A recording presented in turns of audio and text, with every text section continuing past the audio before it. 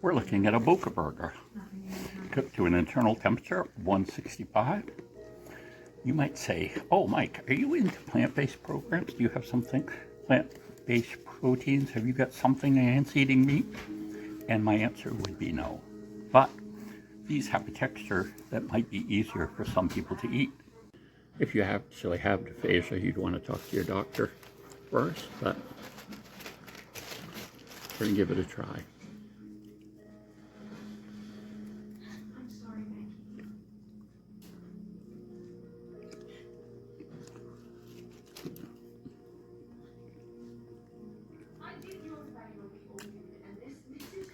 To me, it's obviously not a hamburger, but the texture is different.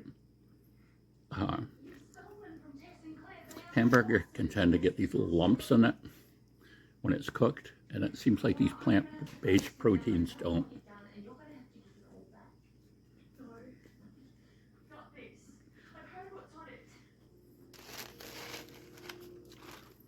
And now, with my wife having that problem,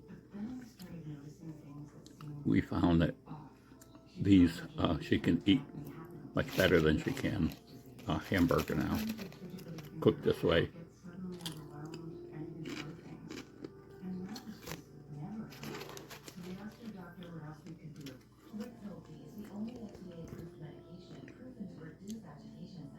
I think the thing to do with this is kind of like trick your senses.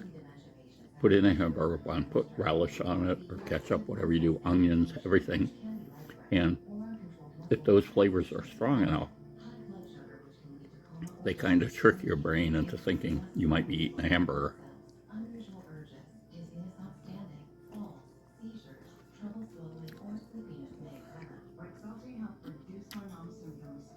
If you eat it separate, without onions and, ketchup, relish, whatever you're going to put on it, you're going to be able to tell immediately. But the trick is to, get close to, make it similar to.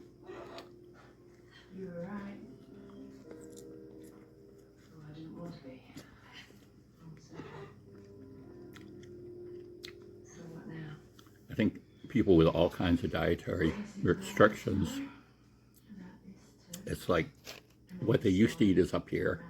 What the substitute is down here. And the idea is that they have to lower the expectations of what they're eating, and then it becomes more acceptable. And it's like, well, it's close enough.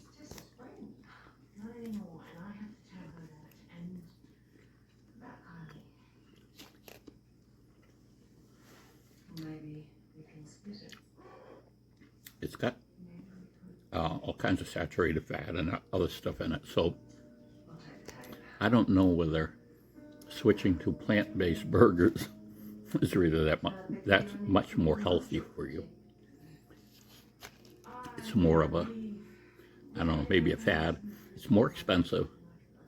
And some of these companies that are doing this have taken a nosedive.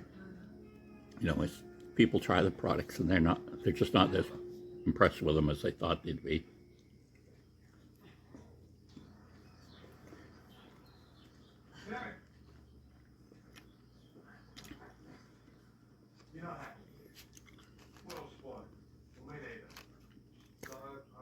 If you're looking for big market shares, you probably can't depend on just people who have some dietary restrictions. That means they have to use your product. You want to get it good enough so it gets into where people who are regularly eating meat think that it's decent enough to use in place of some of the meat they eat.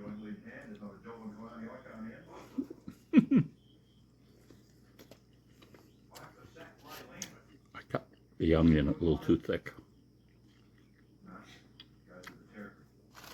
But there we go. Like I say, we lower expectations a little. Put the bun, the onions, the relish in my case, onto it, and we get somewhere acceptable. Bye.